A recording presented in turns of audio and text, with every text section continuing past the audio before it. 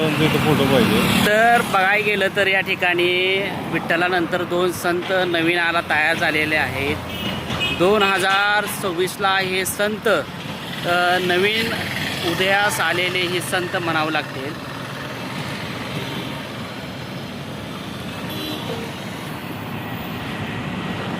इकडं नरेंद्र मोदी आहेत, सहर्ष स्वागत.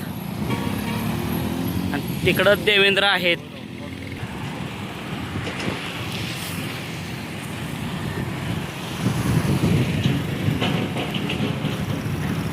मात्र हे दोन संत दिसत आहेत. मात्र ज्या दोन संतांची पालखी येते ते मात्र संत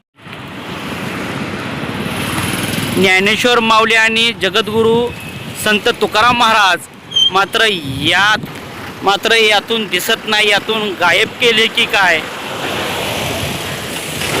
वर बघितलं तर विठुरायांचं या ठिकाणी मूर्ती आहे आणि दोन्ही बाजूला बघितलं तर एक देशाचे पंतप्रधान नरेंद्र मोदी आहेत आणि दुसऱ्या बाजूला बघितलं तर या ठिकाणी मुख्यमंत्री महाराष्ट्र देवेंद्र फडणवीस आहेत. मात्र या ठिकाणी जेवढे काही संत आहेत, ज्या संतांच्या पालख्या येतात त्या मात्र संतांचे फोटो कुठेही दिसत नाहीत. आणि खरं बघायला गेलं तर या ठिकाणी हे पंढरपूरच्या जवळचा शेवटचा या ठिकाणी जो येऊन थांबतात. या ठिकाणी दोन पालख्या असतात वाखरीमध्ये.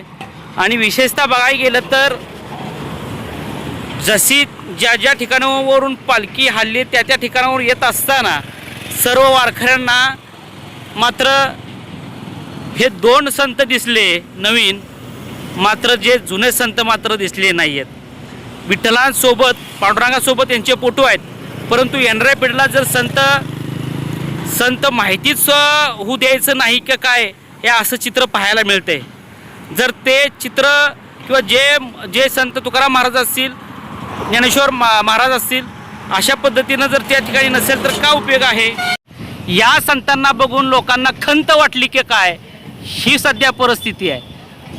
आषाढी वारी 2026चे नवीन संत या ठिकाणी आहेत आणि जुने संत या ठिकाणून गायब करण्यात आलेले आहेत. कदाचित या संतांना बघून वारकऱ्यांना खंत वाटेल अशी परिस्थिती या ठिकाणी आहे. तर दोन्हीही बाजूनी त्या महापुरुषांचे फोटो आहेत.